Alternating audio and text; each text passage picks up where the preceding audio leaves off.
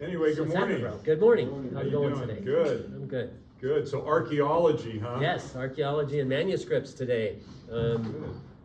Well, you know, when we were talking the other day, you were telling me about the impact archaeology had on your coming to faith. It certainly did, yeah. You want to share a little bit more about that? That was really Yeah, cool. because Daniel in particular, we're going to be covering Daniel quite a bit today. And the first Bible study that I went to during the week was a Daniel study at Harvest with Jeff Lassane. And he was talking about all this stuff about Daniel and all these predictions that he made, and I said, that's incredible if that's true. But, you know, like I said about everything, at that point, is it true? But the facts that we brought up today really made an impact on me, because the fact that Daniel could look at all that stuff ahead, and he didn't look, but God told him to look, or God told him what to say. But when all that stuff comes together, when all the predictions, like we're going to run through a bunch of them today, not just Daniel, Isaiah, Genesis, this one you can check out back there. By the way, there's a bunch of books back there if you guys want to check out. They're free, no charge. Just write down your name, bring them back when you're done with them. But this one in particular, I thought we could start off with this one. I don't think I mentioned this yesterday, did I? I haven't talked about this one. What's going on? Genesis and the mystery Of Confucius couldn't solve. There's another, this goes by another name as well. It's called Genesis in Chinese Cuneiform. Sounds a lot, but so the society that this all came from was the Ming Dynasty, which was 2200 BC. Do a little calculations, that's 700 years before Moses wrote Genesis.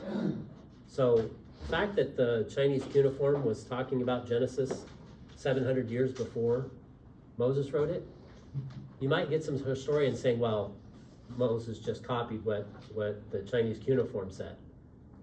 You could look at it that way if you want to, or you could look at it about the fact that if you're writing history, like Moses didn't live through this, he wrote it as history. And once he comes on the scene, that's Exodus, right? So he's writing Genesis as a history tale.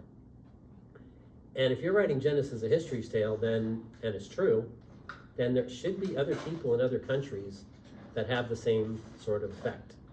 You should see that. And that is exactly what you see. So there's a bunch of stuff in here. If you guys want to check it out. Is the flood one of those things? Flood's one of those things. Here's the thing that I took from it. There's a lot in here about Genesis, but the particular one that I took out of it was the Chinese cuneiform word for boat is a combination of 8-person rescue vessel.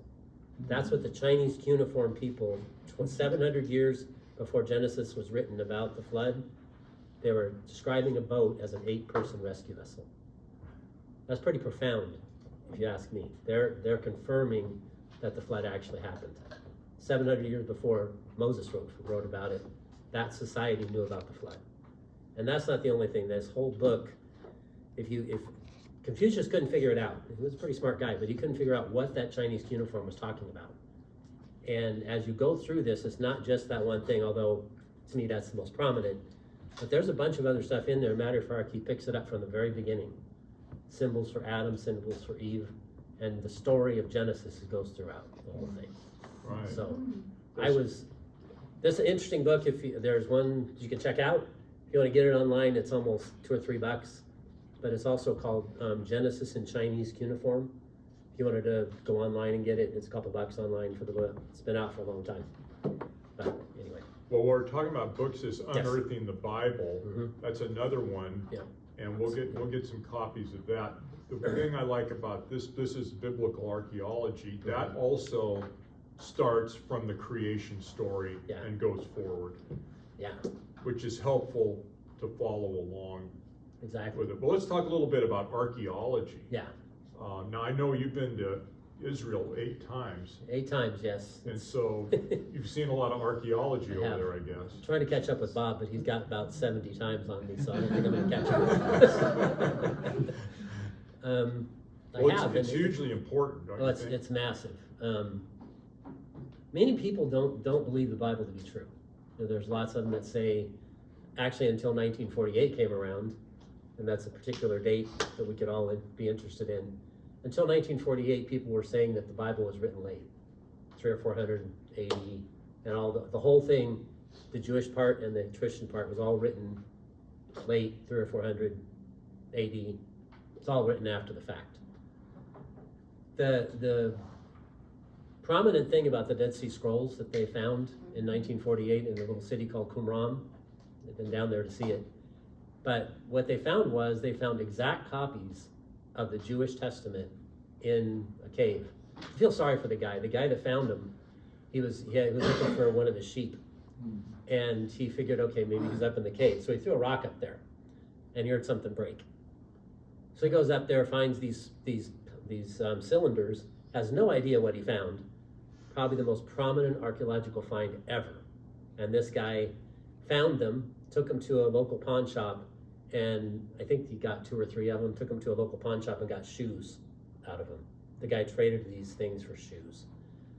They're priceless now. You can't get a hold of them even if you wanted to. And this guy that actually found them got shoes for his family instead of lots of other stuff he could have gotten. But anyway, what the thing about it is, these are Jewish copies of the Hebrew Bible that, as you look at them from 2200 BC is about, or excuse me, 200 BC was when they were written, and as you compare them now with in 1948 when they've actually in their 50s by the time they figured out how to get them parted, those documents are the same document. So over a 2200 year period, those documents didn't change. So in other words, there was 2 chains, 2 branches. One came through the Qumran, through the Essenes, right? Yeah. And then there was other manuscripts that ended up in the Septuagint. Yeah. Am I right about that? Yeah. And came down another branch. And so then when you compare the 2, you compare the 2 with the Septuagint version, and not only that, but if you compare it about the Hebrew Bible in 1948, they're the same. There's no change. So this idea that the Bible, first of all, was written in 200 or 300 AD, it's not true. And the fact that they complain over the Bible changing over time because different people wrote different things, that's not true either. This demonstrates the fact that if you read what the scribes actually did when they were documenting the biblical text, they were incredibly precise about doing that. Anytime they wrote the word God, they would go wash their hands, come back, put 1 letter, go wash their hands again, come back and put 1 letter, and they made sure that counted all the letters in that particular section, and they had to add up. They had to have the center letter at the right exact spot. These guys were over the top careful about making sure this document was copied properly. And when we see this 2200-year-old time capsule, that's what it was, a time capsule, and you could see that that's exactly what the scribes did with the Old Testament. But in my opinion, a lot of the scribes came to faith when they met Jesus, like they did when at the resurrection of Lazarus. A lot of the scribes were there. I believe that once they started writing the documents, those scribes were the ones that helped them write the New Testament as well. And we can see the same veracity of the New Testament over time, that it's written, there's not a bunch of changes in it like people complain about. You guys probably hear it. There's lots of mistakes in the Bible. When somebody asks me that, I say, could you give me a couple? Just 1 or 2? right, And usually there's the blank stare. of course. But yeah, it's incredibly important. And there's a place in Israel, if you guys get to go. You're not going to catch Bob either. He's got a big lead on you. But there's a place they call the Shrine of the Book. And that's where they've got the Isaiah scroll, Isaiah 53, from the Dead Sea Scrolls. And they've got it displayed. Now it's in Hebrew, so I can't read it. But the fact that the Jewish historians have taken that document and put it in the Shrine of the Book, they're outright saying that this is an exact copy from what we saw back in 700 AD when Isaiah wrote it. We still have the same document now, and it's talking about, in Isaiah, I think it's 7:14 is where it's talking about the virgin birth. It has that particular portion of Isaiah is on display. Interesting. Yeah. Well, that's fascinating. I think it's interesting to use the term time capsule, because when I was going through some of these archaeological relics, a lot of them were sort of time capsules, maybe in Babylon, Nineveh, those kind of places. And so when we're looking, you know, at the handout today, why is archaeology important? Well, it verifies historical details, and that's simply what these people were doing. So I was kind of struck by the fact that you'd have some of these details in a totally different culture, in a totally different language, separate and apart from what was being written, for example, in and around Jerusalem. Mm-hmm. And they're corroborating details. And our second point on why archaeology is important is that rebuts arguments that it's merely a set of fables. Once you start delving into the details of these things, there's too much evidence out there Mm-hmm. for it to be that. And I think another point I want to ask you about this is that just like when we're looking at the cosmos or we're investigating molecular biology, we're expecting to find design. And we're expecting to find God and a creative God in that. If we bring that concept to archaeology, is archaeology, we find more of these digs, what are we expecting there? And how has archaeology met our expectations? As we're doing this, it seems to me that the prominence of God and his obvious signature on everything is very, very clear. It's crystal clear for all of it.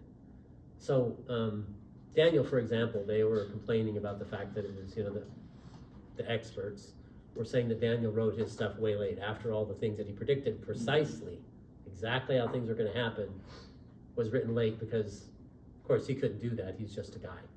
Well, maybe you want to look at the guy that was dictating to him, but anyway, the minor details that are listed in Daniel is just, it's something that if it was written late, there was no reason why Daniel would know the eunuch's name, for example, that he mentions, and the fact that we have documentation from this archaeology about this eunuch. And eunuchs were not mentioned. They were just guys that were taking care of usually the women because they did what they did to them. But anyway, they didn't mention these guys very much. So if you're looking at this being written late, there's no reason why Daniel would know about this eunuch's name. And they did know about the name, and it's documented in archaeology about his name. But not only just that, it's the documentation for other things about Daniel, like Nabonidus. There's a Nabonidus stele. I don't think I'm pronouncing that properly, Yeah. but I think you're close, and it's a cylinder. it's a cylinder. And they found this cylinder, this is the Nabonidus one, they found this cylinder in, I think it was Babylon, right? I believe so. Yeah. They found this cylinder in Babylon, and they're talking about, the big deal about this is Belteshazzar. The king that Daniel mentions was in charge of Babylon at one point, and he was in the place they were partying, saw the signature on the wall, the arm writing on the wall. So his name was Belteshazzar. This is the one that was mentioned in the Bible. And as we found out, Belteshazzar wasn't known about nowhere in history was Belteshazzar mentioned. So of course, the experts, they started saying, well, you know, this is Bible stuff, this is not accurate, we don't find Belteshazzar anywhere, so it's all just a made-up story.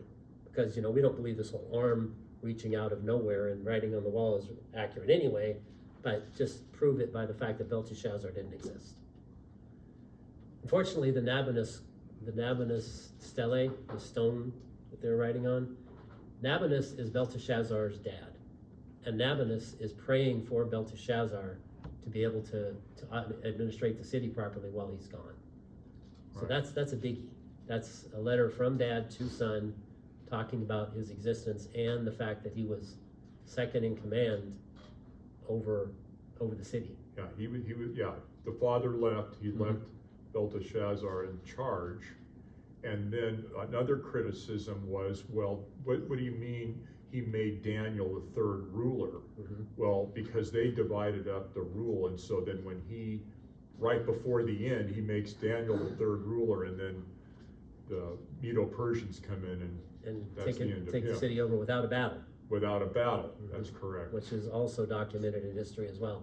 Now Belteshazzar couldn't give Daniel the first in command, and Belteshazzar couldn't give Daniel the second in command either. So he couldn't give his dad's command away. He wasn't going to give his own command away. So the best he could do, according to history, is give Daniel the third in command, which is exactly what the Bible dictated. Belteshazzar offered Daniel the third in command. Which Right. Daniel said, "What difference does that make? You're going down tonight, buddy. The third in command doesn't mean a thing to me."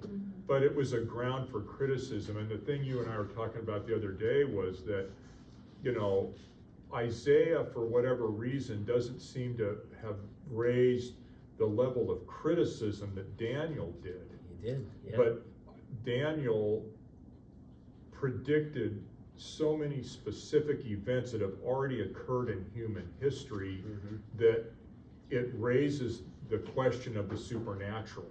And so Yeah. this is where you get secular historians or Bible critics or whatever you want to call them not accepting Daniel, because how could he have known these things? And now history's, so their argument was, well, that it had to be written after the fact. And now we know from these digs, hey, these details are out there. Plus, the other point, and this is on the back page when we're referencing the Qumran, the Daniel scrolls, they've got fragments in there.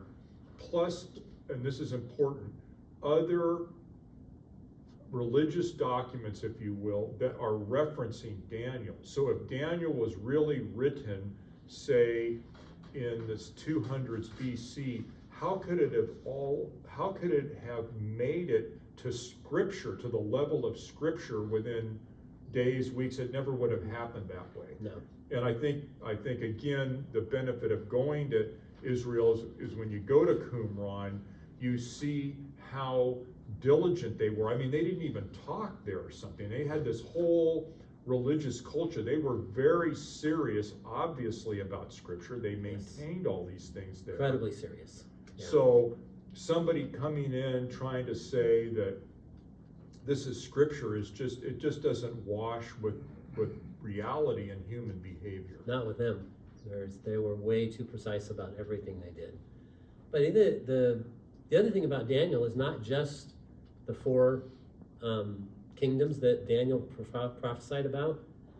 The bigger one to me is the fact that he prophesied when Messiah would show up.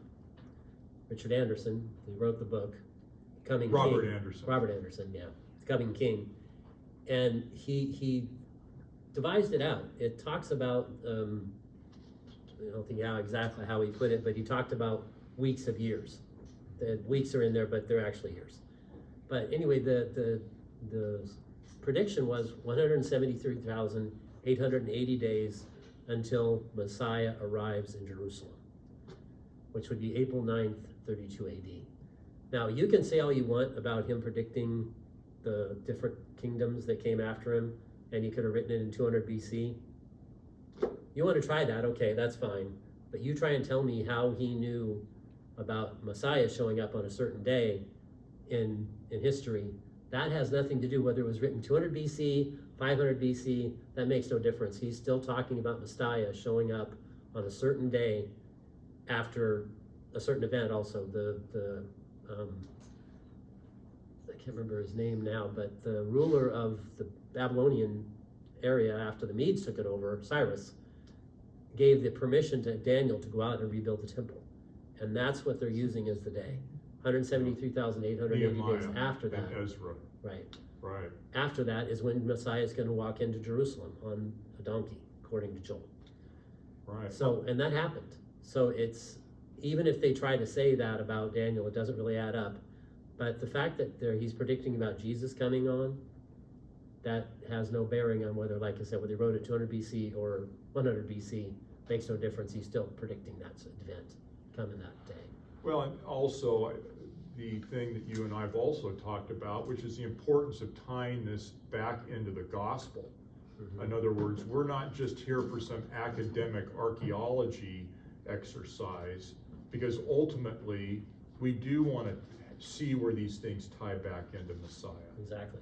And so part of the thing you're pointing out is when we verify, when we establish the veracity, the truth of the scroll of Daniel, we're also now being able to use that for the prophetic utterances showing our Savior, the one who died for us. Yeah. Because Daniel also says that he will be cut off or killed, but not for himself.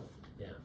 And of course, we know from other revelation why that was, Isaiah 53, as you noted earlier. Well, let me just run through the high points real quick. Why archaeology is important? We've talked about verifies historical details. The example there, letters to Lachish, those were written from Jerusalem explaining events in the, and that's in the Unearthing the Bible book. Many facts in Jeremiah, because Jeremiah, as all these books, they're not just prophecies. There's a lot of history in all these books, as we know. That's in there. We talked about rebutting that it's just a fable, corroborating seemingly minor details. You mentioned the eunuch thing. I think that's very interesting that it's just was some kind of a temple receipt. Did point out that the Hebrew names kind of differ from the names. Yeah. And so you have to be able to correlate those, and that's why the Bible Hub reference demonstrates that the Bible's accuracy can be tested. What do you think about that? Tested not only with Daniel, but Nineveh. Nineveh, they found where Nineveh's at. It's in current day Mosul. And they did some archaeological digs there, and it's incredibly interesting what they found. Because they found, the first thing they found was called the Taylor Stele. Taylor Stele is talking about the fact that Sennacherib actually exists. And now this is completely separate from the Bible. This is from Assyria. So they're not referencing the Bible at all. If you want to try to say, oh, that's just a biblical thing and they're making up the story. The problem is that they've got the exact same story coming out of Nineveh. Nineveh, they found the Taylor Stele, they found a bunch of stuff after that. But the documentation is interesting because once they start talking about this, first of all, they named Sennacherib. That's the king of Assyria at the time. They've now found out exactly when this all happened. It's really interesting to me. We've been talking about this for a couple weeks now. There's portions of almost like a yearly calendar that they found in Nineveh. And this daily calendar yearly calendar talks about events that have happened during the year. And one particular spot where they're mentioning this particular event, they have mentioned the fact that there was an eclipse. The documents in Nineveh talk about an eclipse. And the problem that's been, we're talking about for archaeology, the problem is trying to get things dated again, trying to correlate the Georgian calendar we use now with what they were using then, with what the Hebrews used the calendar, trying to get those all to jive. And they had a heck of a time doing that, trying to figure out when during the BC time, when this all stuff happened, because BC is before Christ. And if you look at the fact that this is 800 years before that, when you say 800 BC, does that have any impact on what those guys were looking at? It has none. That's just the way we look at it, how we judge time. But when they found this fact that they had an eclipse in Nineveh, this was profound because they can tell exactly when that eclipse happened. They turned the clock back. NASA's got it all diagrammed out. They can tell you when the eclipses are going to be in the future, and they can also tell you exactly when the eclipses were in the past. So when they mention an eclipse happened at a certain time, now they can go in and they can find out exactly when that was. And it was 701 BC. The eclipse was 763 BC. That's when the eclipse happened. Right. So now they have a timetable, and they can start evaluating things from that timetable, because now they can line up what the Hebrew talks about on the invasion, that later on, the invasion of Judah and Israel by the Assyrians. They can now find that out. From now they know when Hezekiah was king, and they can back that up, because it says in Hezekiah's 14th year of his reign, that's when the invasion happened.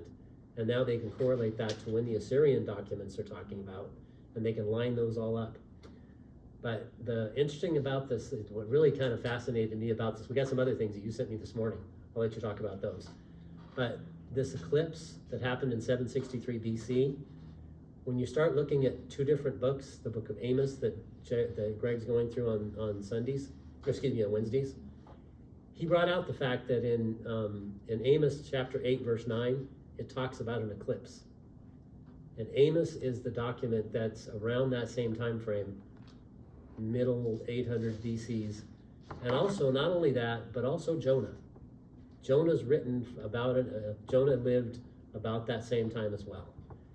And to me, and this is a question that I've heard, and I've had a question as well, how does a guy showing a Hebrew guy, says a man right now, showing up in Nineveh have any impact whatsoever on why those people would listen to him? Just because he showed up, maybe he got the story about him coming out of the belly of a fish. Maybe the Assyrians knew something about that, maybe they didn't. But the fact that they found this eclipse, now in the ancient times when an eclipse happened, this was something major. They figured something's going on here, some other god put his hand in front of the sun that we worship, and we've got a problem here. We don't know what happened, they're scared to death over this. That's the particular part that if I'm just imagining things here, but if Jonah was around at that point and walking into Assyria to get his message across, was God going to make an eclipse happen at that time to get these people attention and try to get them to listen to Jonah? And then tell us what else you found about that too. Well, what I found out is that there's writings from Nineveh indicating that things like eclipses, plague, famine, earthquakes, these were all, signs from God. And the chronology from their perspective, this is not biblical at all. This is totally this Assyrian writings that they found in these tablets. So in about 787 BC, they went from a polytheistic religion to monotheistic, and their monotheistic god was Nabu. And then there was a plague in 765, a revolt in 763. In 763, June 15th, yeah, is when there was this total eclipse of the sun. So at midday, there was a complete eclipse of the sun in Nineveh and that area around there, and they can tell where the shadow would have been cast. Then in 762, a revolt, another revolt in 761, another revolt in 760. So they're having a bunch of civil unrest. 759, there was another plague, and then they talk about in 758 peace in the land. Okay, and that's where it's believed that this peace in the land came from the repentance brought by the preaching of Jonah. So you're talking here about 5 years from this eclipse, and right there with plagues and these kind of things. So when Jonah comes in and says, hey, 40 days and this city's going to be destroyed, they're already waiting for it. There you go. They're already waiting for this to happen. They're scared to death. All this stuff's going on in their city. None of this has happened before, and they just made this change to this different god that they decided to worship, and they're just, their minds, when all this stuff is happening, they're looking for something. So to be clear then, when these natural phenomenon are occurring in their own religious writings, they're attaching a supernatural omen to it. This was like a predictive event of doom, future doom. Yep. So that when Jonah shows up, this Hebrew guy that they have, maybe they heard about the blood fish, maybe they didn't, but the fish really doesn't matter at this point. They've got their own problems that they're seeing. They've got their own difficulties that are going on in the city, which to that point was the richest place around. They were doing very, very well. And when they went to war, they won every single time. But now, it seems to me that all this stuff going on has got them thinking, what are we doing wrong here? Because now the God has covered up the sun. He's allowed all this plagues to happen to us. And this Jewish guy comes into town saying, 40 days from now and you guys are toast. He said, well, you think about it, the guys that are there, even the government saying, well, we've been toast for a while now. All kinds of bad things have been happened to us. You know, maybe this guy's got some point. I don't know, maybe Jonah walked in, he'd been in the belly of a fish, and he was all bleached out. Maybe his hair was bleached out from the acid that's in the fish. Maybe his clothes were as well. But just a Jewish guy showing up at this place, because the Assyrians were not nice people. They're very, very violent people. And this guy walking in and just starting in on these people, they say, what gives you the courage to come here and talk to us anyway? But now they're in a point where they're going to listen. And I believe that God does that to us too. Absolutely. As far as me goes, there was an event in my life that made me turn around and look at God. And it wasn't an event that anybody wants to go through, but sometimes God gets your attention from things that are not expected and, you know, maybe very tragic, but he gets your attention in that way. And it seems to me that's exactly what he did with the people of Nineveh. He said there are a bunch of people that don't know their right hand from their left. God had compassion on them because they were, you know, the Ninevites were, like I said, they weren't nice people. When they took over a city, they killed most of the people in it, and to the rest of them they took home and made them do tasks and walked them home with hooks in their jaw. That's how they got home. They walked in line with hooks in their jaw. That's how they got the people from where they were, from Jerusalem all the way over to Nineveh, and that's a long route. That's how those people got there, with these hooks in their jaw.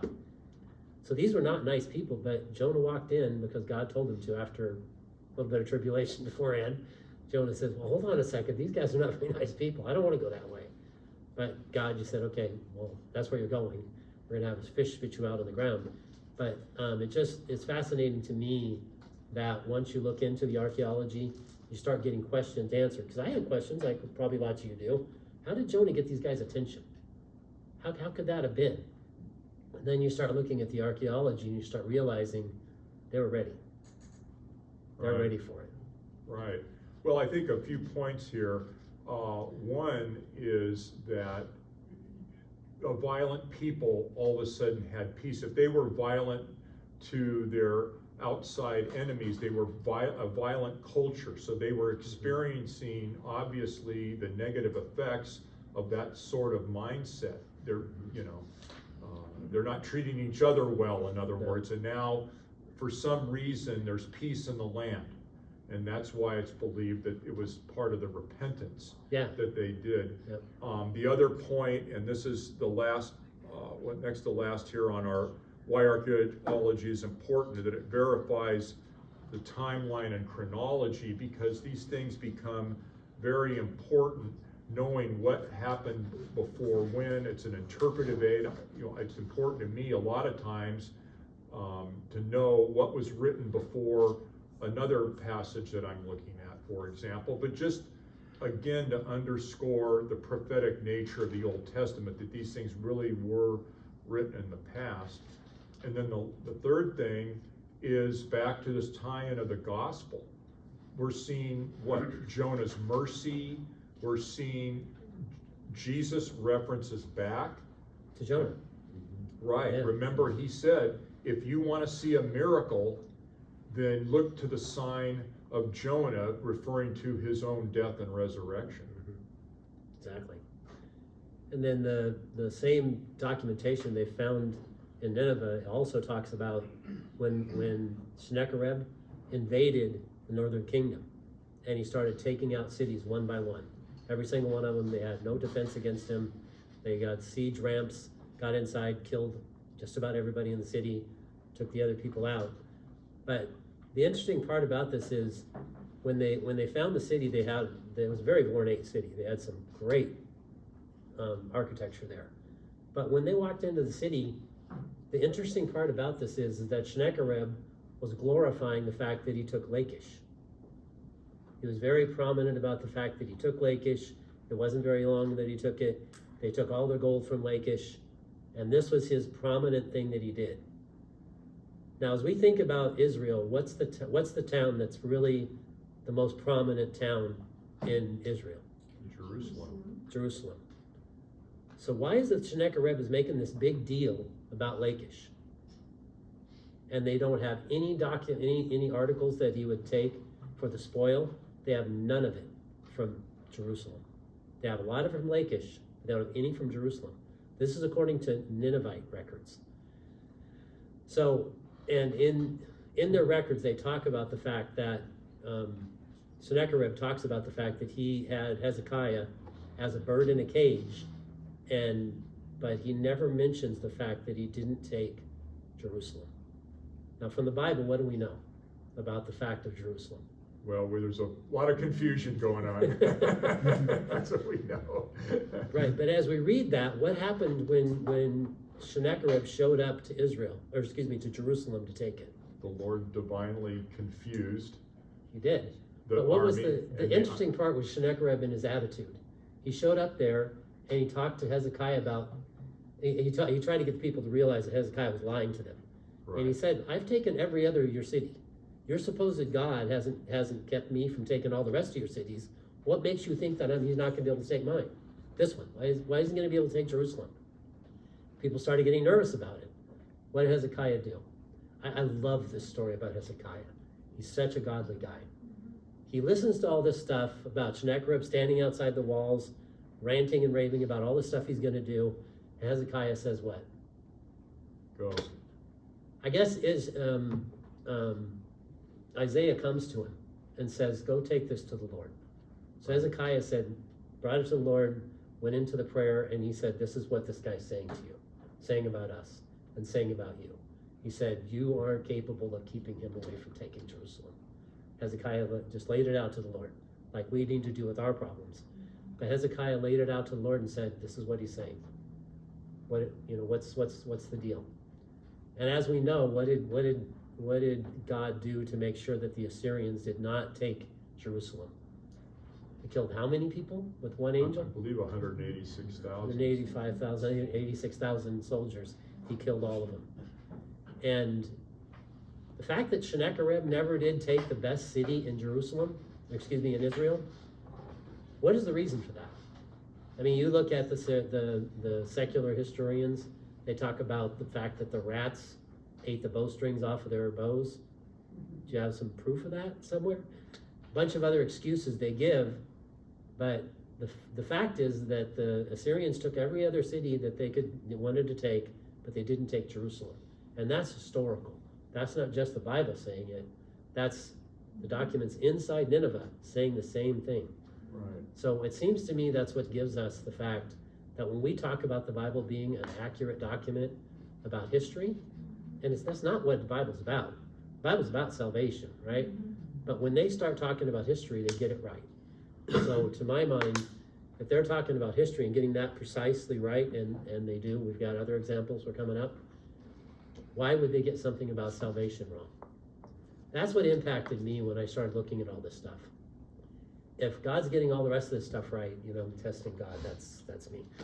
But if God's getting the rest of this stuff right, why wouldn't he get the most important thing that he's writing the entire message to us about? He's writing the entire message to us about salvation. Great point. Yeah. Great point. And if he's getting the details right on the small stuff, I believe that the big stuff that he's actually writing the book about, I think we can be pretty confident that what he's writing about is accurate. And that's an awesome point. We never know what is going to connect with somebody. What is it going to be? We were referencing some videos here towards the end of the handout, and one of them I was looking at the first comment on YouTube was, I was an atheist, and basically I got saved after watching this video. Yeah. Because that person needed the archaeological confirmation of the historicity of the Bible. Yeah. That was that person's button that needed to be pushed, so to speak. Exactly. And we just never know what it is. So part of apologetics and why I guess archaeology is important to defending your faith is the fact that may be the very thing that the other person needs to receive the gospel. They may have an open mind towards it and say, show me some stuff, and it's not putting you off like many atheists do, but it's somebody that's actually asking questions. Like I did. I was asking questions. Now I said that I asked God into my heart, and then afterwards I said, okay, I just like to know a little more about this. But when you ask God and you ask him on a level that you're open to, he's not going to refuse it. he will prove and show you, like he did with this guy, said, okay, you need archaeological evidence, here it is. Here's the facts. And there's lots of it. We're just touching on a couple of them. We'll go through more.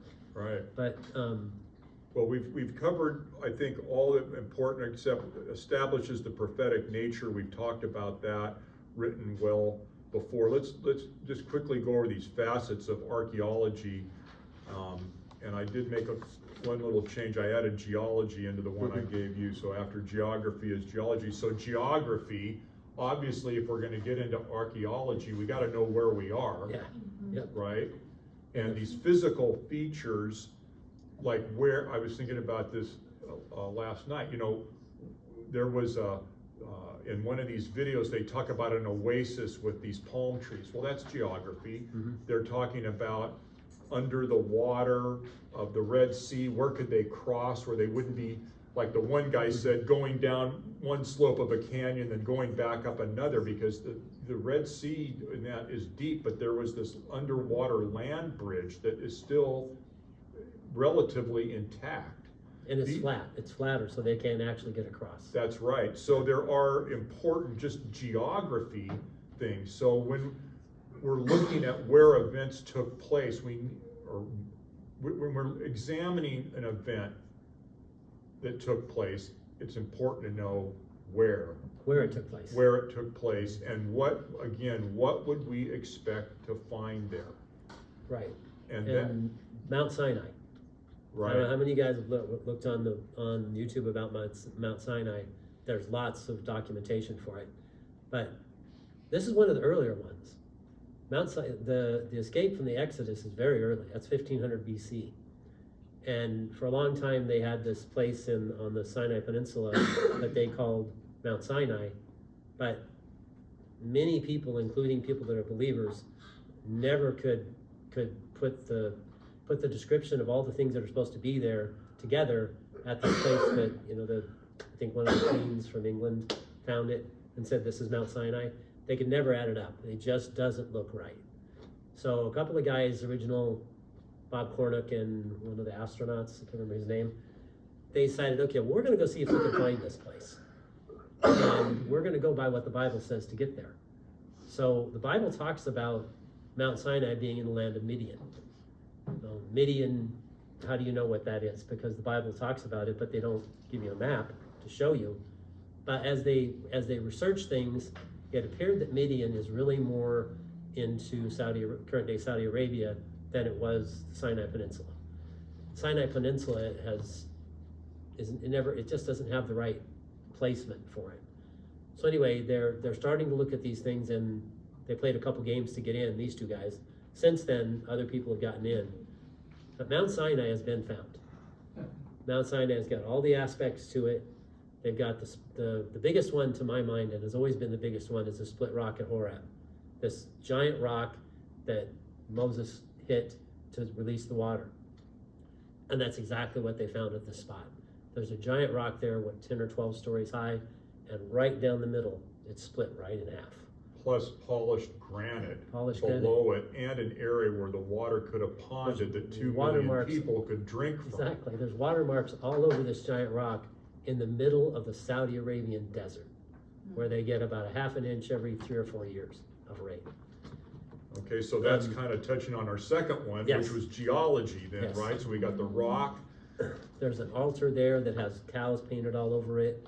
At that point, I think they've taken it down now, but at that point when Cornuck went over there, they had a fence around it.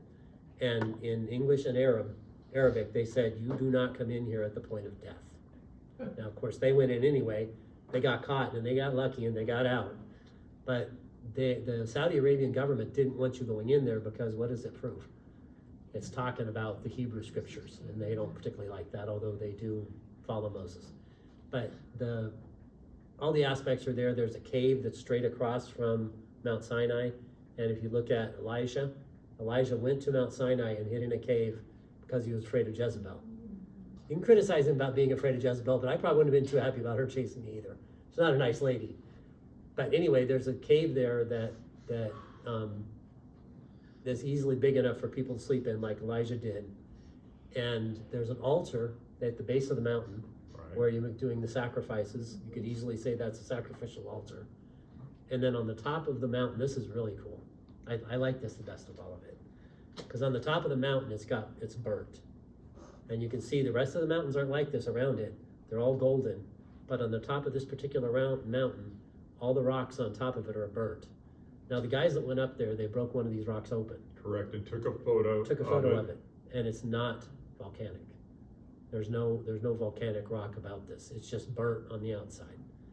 Now in Exodus, it talks about Moses asking God to be able to see him. God said, "You can't see me. Nobody can see God." So he said, "Turn around and I'll pass by." Now God is dwelling in magnificent light. God is light. So as he came across the top of the mountain, it's easy to assume that there might have been a burnt mark there. If that's intense light that God exists in, maybe there's a burnt mark there too. And the top of this mountain, all the rocks are burnt. They're not volcanic, they're just burnt on the outside. Right, and there was a cleft up there where he could have been in. So that is a good example. And that video, by the way, if you go and you turn under where it says Mount Sinai and the Exodus from Egypt, we cite to 3 different videos. That's the second one, the search for the real Mount Sinai, which I believe is the earliest of the 3. Then there's the Finding the Mountain of Moses, which you liked, and I thought it was good, it had different information. That appears to come later, and the most recent is the 3rd one, is Jabal Machlah, I'll probably butchered that, the real Mount Sinai, and that's David Guzik. Yeah. That went up about a year ago on YouTube. Not exactly sure when these guys went there, but it was David Guzik, who's a Calvary Chapel pastor and wrote a complete commentary on the entire Bible. And 4 other pastors went in there. So there have been other explorers, but what a great movie. I watched it again last night with my wife. This search for the real Mount Sinai has just got, it's like something you'd see on the History Channel or something. Yeah. It's very intriguing. And I think that it would be a great tool to share somebody, get some conversation started with somebody that's, not really following the Lord, maybe unsure about the Bible. Well, so let's run through the rest of these facets real quick. So we had geography, geology, architecture.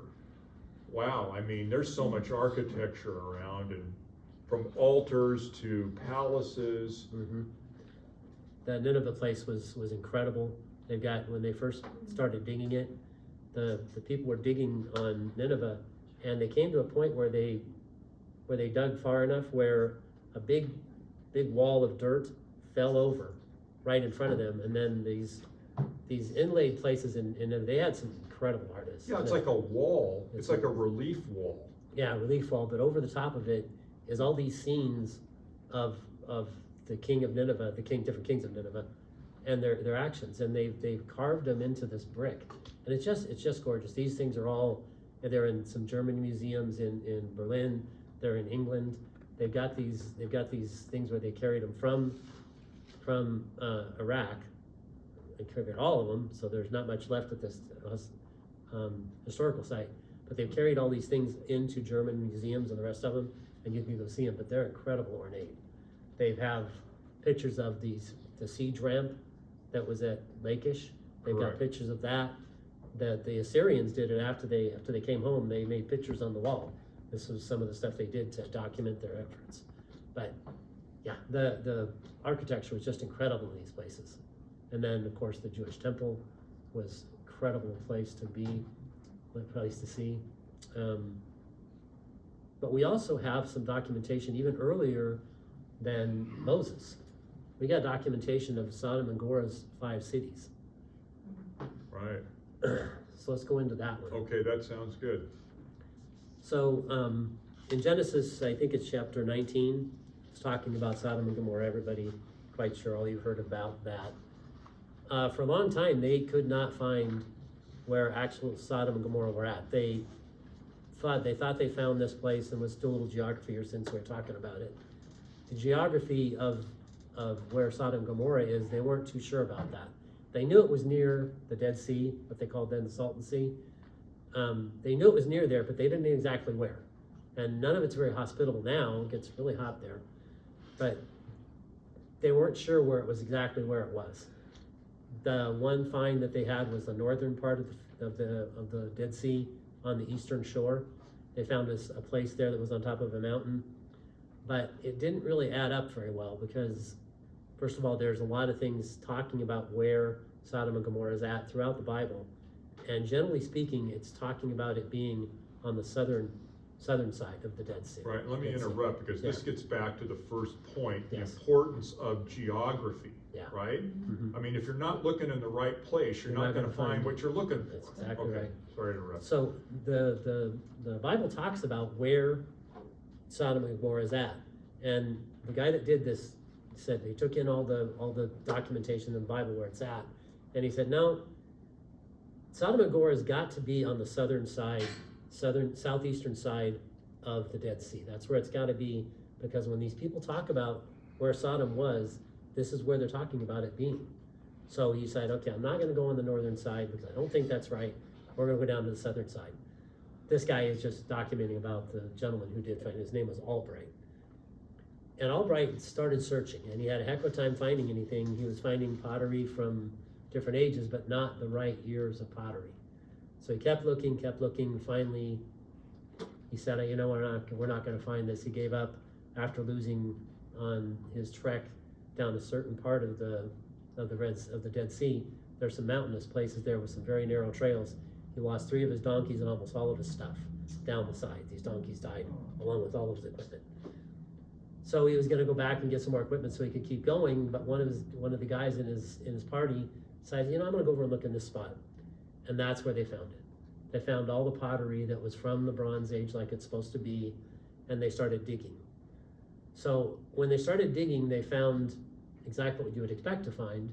The fact that this one town, they've got different names for them, and I have a good time pronouncing them, so they're probably going to be right. Babadara, I think is how they called it. They figured that was Sodom because it was a big enough city, but when they dug in that place, what did they find? Ash. They found an ash layer in that particular spot. So they said, okay, we found that one. Now they're going to go around. They're keep going south. They found 4 other cities, and all 4 of those other cities, 3 other cities, they found the cities and they found ash in the bottom in where these places were. So it's and not only that, but they also found the sulfur balls all throughout this region. There's these balls are about, you know, who knows how big they are, but the one he had in his hand was about this big, and it was pure sulfur. Now, In fact, he was lighting them on fire. Lighting them on fire, yeah. And what does the Bible say was the reason why Sodom and Gomorrah and those other cities were destroyed? It rained down sulfur. Rained down sulfur. And these sulfur balls are all over the place there. Still to this day. Still to this day, they're still finding them. You can go down there and turn them on fire, light them up, and they burn. And so they found these other cities, and they found the fact that they were all have this ash layer on them. And the interesting part about it is, as a documentation, that it wasn't in battle. There was no weapons found in any of these cities where you would expect to find weapons if there was actually an invasion of these cities and they were going to burn them down. You'd Right. find weapons buried. They didn't find any weapons whatsoever. All they found was this ashen layer of these cities, with the exception of one. Now, as you read in Genesis, it talks about Lot leaving with his wife and his daughters. Unfortunately, the wifey didn't make a good decision. She turned around and looked, and she's a salt shaker now. But the fact is that Lot said, you know, Lot knew he wasn't supposed to be there. He knew that, but God had grace on him. He said, you know, Lord, if you're going to do this, please allow me to get away from this. And there's a little city that's not too far from here called Zoar. Can I go there? So as the Lord said yes, they woke up in the morning. The angel said, look, this is going to happen here real soon. You need to get your tail out of here. So Lot did. As you read the document, that's what it says. So Lot went over to this little town called Zoar, and God promised that in this little town that wasn't very far away, he wasn't going to destroy that town because Lot was there. So what did they find? They found an intact city. Intact city in Zoar. And no ash like they found. Right. Bronze Age pottery. and the name is similar to Zoar, Zoos or Zoa. Yeah. It's more of a, And there was couple of- there was a church that they found that had this map, the earliest map that they could find. right, And this particular map picked out exactly where Zohar was, and that's exactly where they found it to be. But the interesting part about it is Zohar had no ash layer whatsoever in it. It wasn't burnt, but it wasn't any. it was Few kind of miles. in the middle of Yeah. the rest of them. Yeah, a few miles away in the middle. It's on the eastern side of the Dead Sea, and right around where the other cities were that did get destroyed by sulfur. But this city, no, it didn't get destroyed, because later in the Bible it talks about different places talk about people going to Zohar. So Zohar was still there.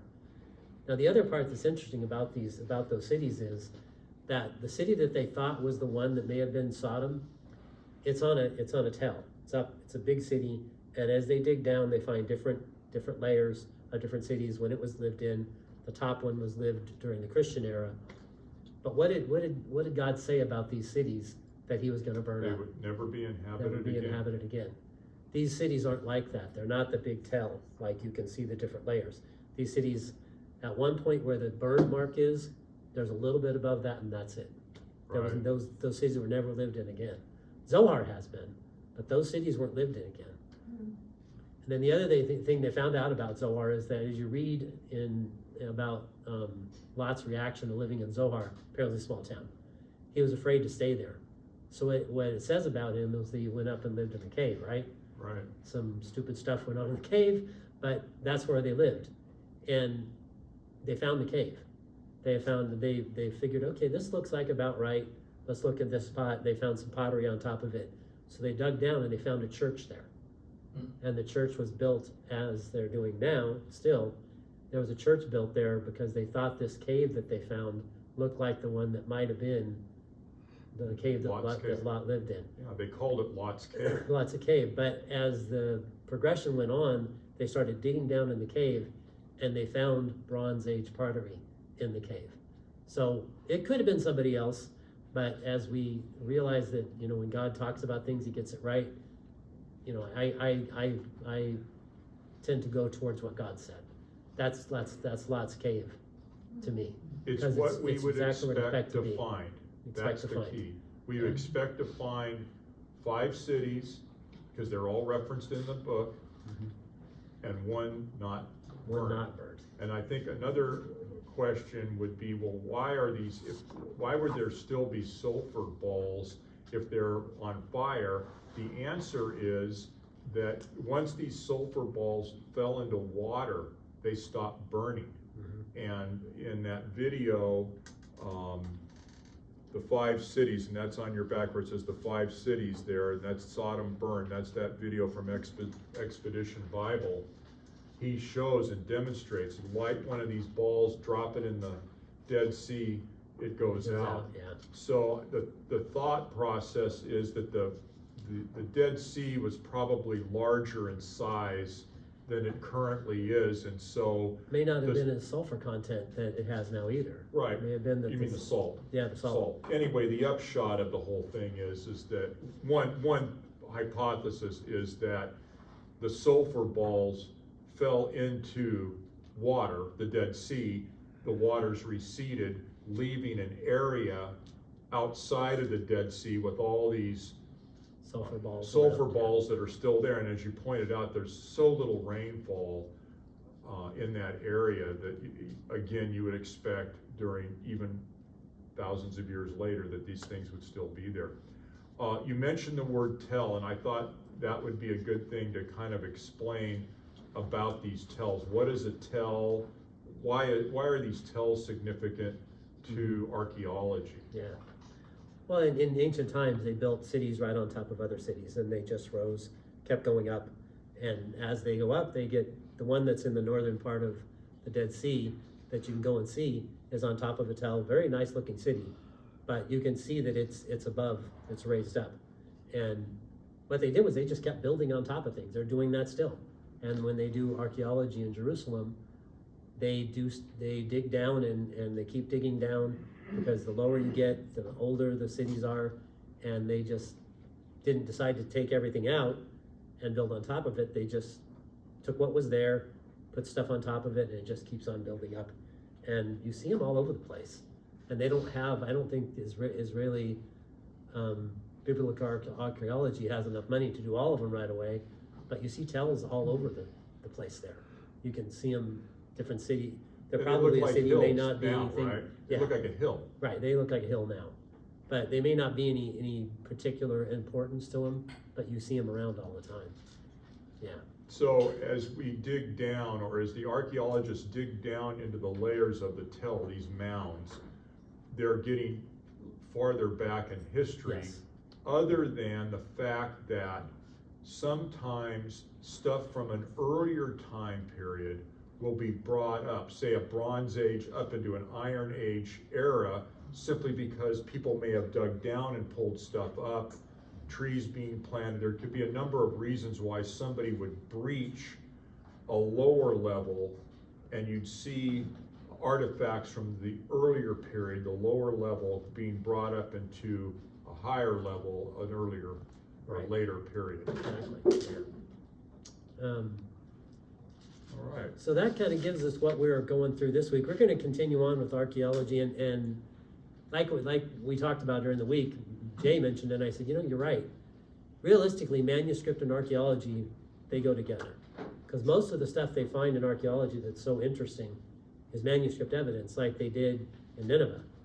And the fact that all these kings are written exactly what they did, exactly what it was. We're able to actually find out the dates that jive, that from the Hebrews to the Ninevites to us. We can all correlate those now because of the manuscripts they found. And it's important for that. So yeah, it's amazing. It's just really interesting. I wrote down all kinds of stuff here that we're gonna go over, but anyway. You guys got any questions? Let's open it up to Sure. that. Anybody have any Got a few questions? minutes left, really, we don't, but we can run past for about 10 minutes or so. Yeah, Daniel. So what do you actually think happened to Sodom and Gomorrah as far as what type of disaster? There was a story in the secular media about 2 years ago that maybe a meteorite had hit the area and that could be what occurred. And then that might explain too why a lot of the ancient peoples and even people today, why are we afraid of meteorite impacts? Because it's interesting that the only disaster that people are afraid of that has never happened in recorded history is a meteor impact. And like NASA's afraid of it, other people are afraid of it. And it's like, why would you be afraid of something that's never occurred?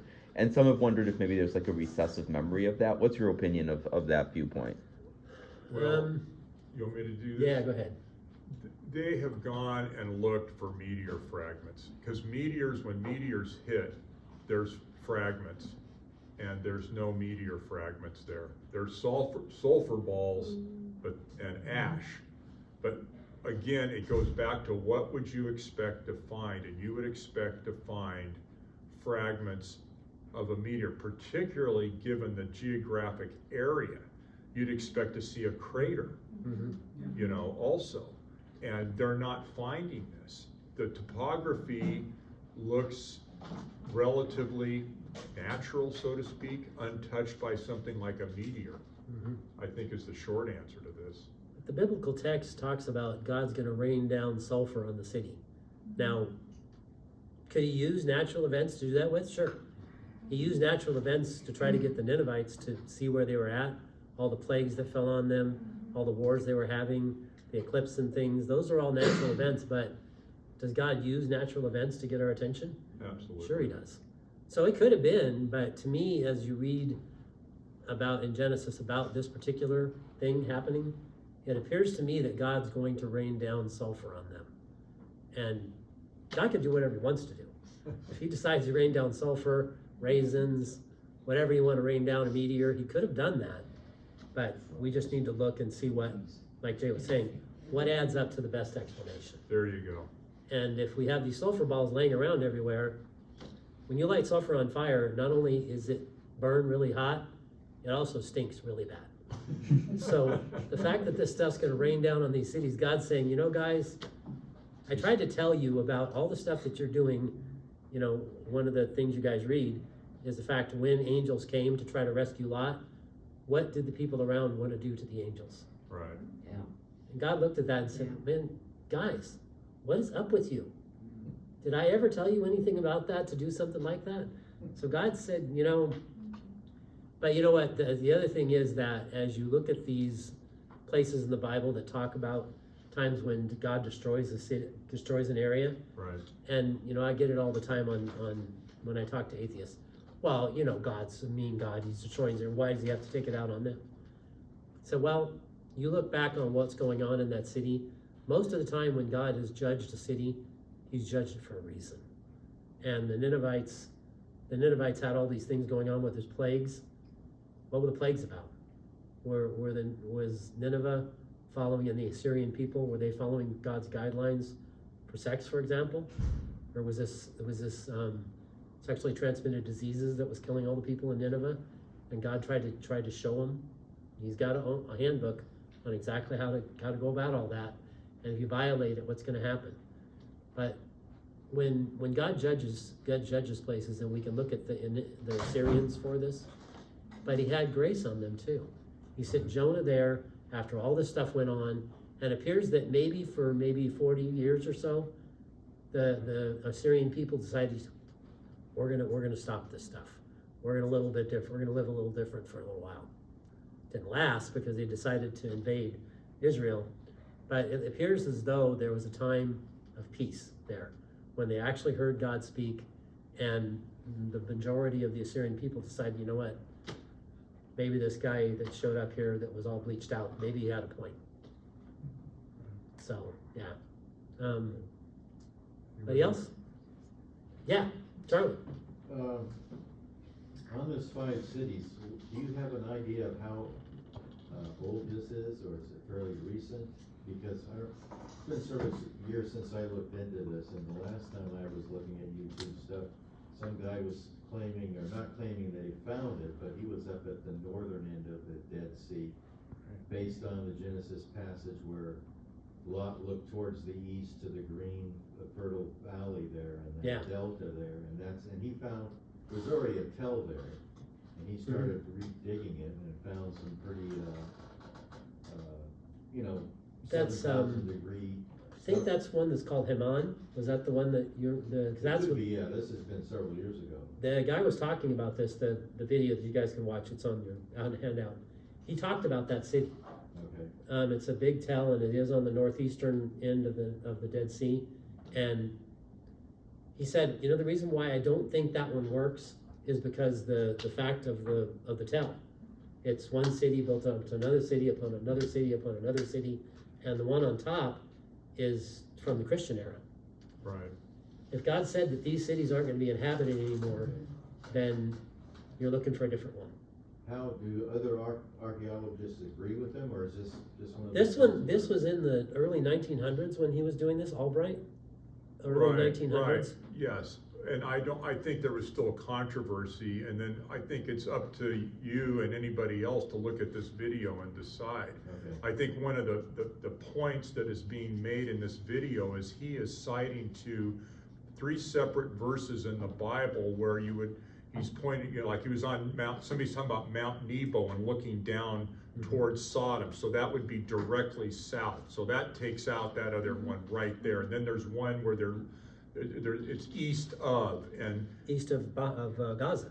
It's right, east of Gaza. And so basically in this video, they're triangulating, so to speak, where you see one line coming down, another line coming across, and then like a third line, and it's just all zeroing in on this area. So what this Expedition Bible guy does, who's a biblical archaeologist, he's taking the biblical text and using that to find his way, to navigate the geography. And then going there, again, what would you expect to find? And I think that's just a common theme of all of these exploration videos, where you've got, for example, a church or some religious organization has just made a decision that, well, this is where it's at. I mean, we've got this with many things, and the point is that they're not always correct. And when these later people are trying to go about it, they're using the biblical text, and the biblical text isn't confirming locations that have been generally accepted as a location. And so I found it compelling personally, but again, I think it's just up to the hearer to make the decision about these things. The other thing about this archaeologist, he's a dedicated Christian. And when he starts talking about the fact that he's found these things, he goes out of his way to say, this is the reason why you should realize that Jesus Christ is the Messiah and he is God. He's correlating this with the documentation that he's found working on where he thinks it is, but he's going by biblical accounts. And there's 3 different ones, like Jay mentioned, trying to determine where, like Zoar was, where Sodom was, and they're mapping things out, and he's going by the best thing he can find, that it does appear to be, they're talking about the southeastern end of the Dead Sea. But there's 4 cities there that are burnt, and the map that's in the church that was kept talked about where Zoar was. And exactly, they went by what the church said, what the map said, and that's exactly where they found Zoar. Yeah, and that's an important point. So when we go back and we look at, well, here are these facets of geography. These things are corroborating one another. You have to use all the various, tools, finds, data at hand to come to these conclusions. Joseph, you had a question? Yeah. No question? Yeah.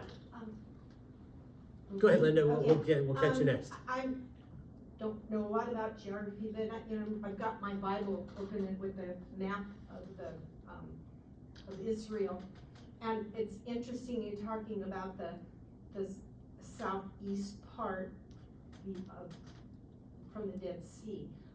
When all of Israel went into Canaan, Reuben and Gad are on the east side of the Jordan, but it's the north part of the Dead Sea. The south part is Moab and Edom. They weren't any part of